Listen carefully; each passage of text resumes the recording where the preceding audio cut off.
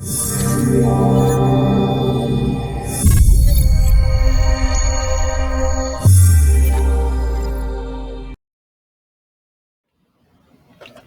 back, everyone, to the eCoreAcademy e-learning platform. My name is AJay Raj, back with yet another eCore Express Java lesson for you all. And today's lesson is going to be about expressions in Java.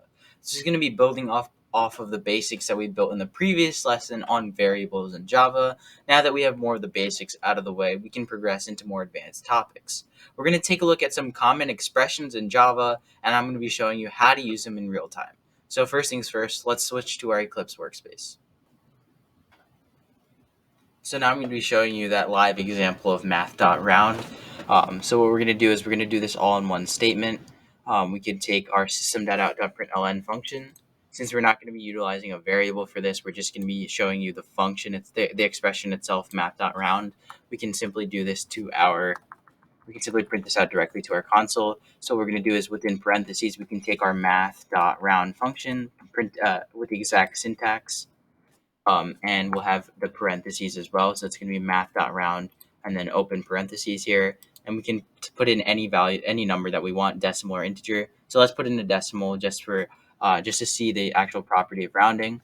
So if we see here, we doing system.out.println, we put our function math.round inside, and then a pair of parentheses pops up. You simply put in what number you want to round. So this expression will simply round 7.3 to the nearest integer, just as we do normally. So this should round it to the integer value of 7. So let's see if that happened successfully.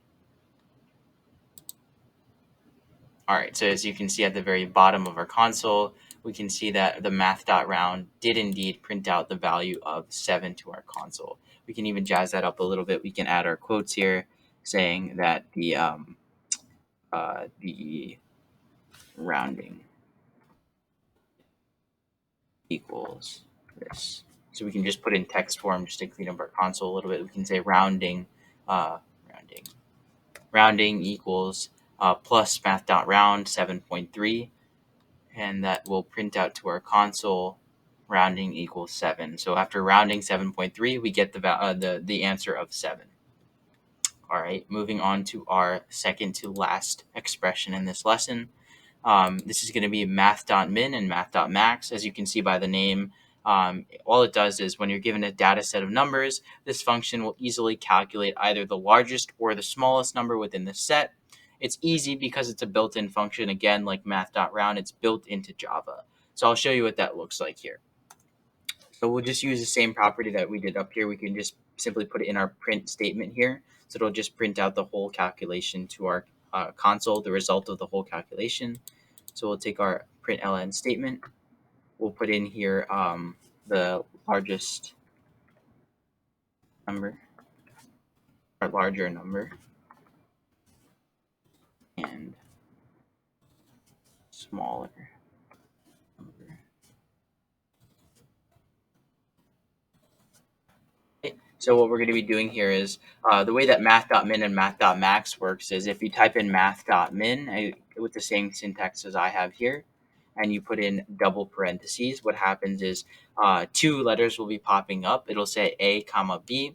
All that's doing is it's asking you for you to input two values, 2 numbers essentially. They can be decimals or integers or a mixture of both.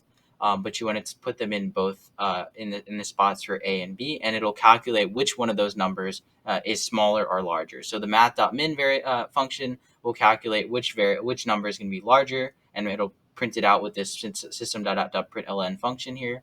And then math.max does the exact opposite. So with math.min, we'll choose 2 random numbers. We'll choose the value of 7 and 6. We'll place those in for A and B. That was already there in the argument. And then afterwards, we'll do another print statement for math.max here. And then we'll put parentheses in. And for A and B, we'll plug in the same values of 7 and 6. Now what we can do is we can print this out to our console. And what should happen is the larger number here, it should be equal to 6. So this function, math.min, should select 6. And then the smaller number here, sorry, I apologize. Let me switch these around real quick. Smaller number and the larger number. So the smaller number should be equal to math.min selecting 6. The larger number here in the second print statement, it should be that math.max selects 7 as a larger number, and that'll be printed out to our console. So let's see. So as you can see here, it was indeed correct. It did compute correctly. So the smaller number is going to be equal to 6. So out of 7 and 6, it chose 6, math.min. And then the larger number is equal to 7. So out of 7 and 6, math.max chose 7, the larger number. All right, now onto our final expression type here. We have math.random, another built-in function in Java, which is also quite common in some more complex programs in this course. So within a specific range of numbers, this function will randomly display an integer within this range of value range. So essentially, you'd be choosing a range. Say, for example, if you wanted to choose a range between 1 and 10, then you would just identify, I want the range between 1 and 10, and math.random will essentially pick a random number in between those. And that's all done by your computer. So I'll use the same system.out.println statement, so we can just print this all out in one statement to our console. So we'll say a random number here is equal to, and then we'll type in our function here. So we'll say math.random. As Java is already built in math.random, I won't go into the I won't go into the specifics how to change the range of math.random, but the default math.random in Java, it sets a range from 0 to 1, and it'll choose a random number between 0 and 1. So I'll just show you the basic function of math.random and how it works from 0 to 1.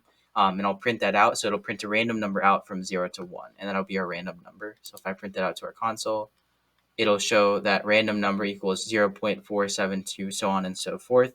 So that's just choosing a random number between 0 and 1. But when it comes to the range of values for math.random, we'll be going over that in a later video in this course. All right, everyone. So that'll be it for today's lesson on expressions in Java. I hope you all enjoyed. This has been the eCoreAcademy e-learning platform. Please make sure to like and subscribe down below to continue to support the channel, and I'll see you all in the next one.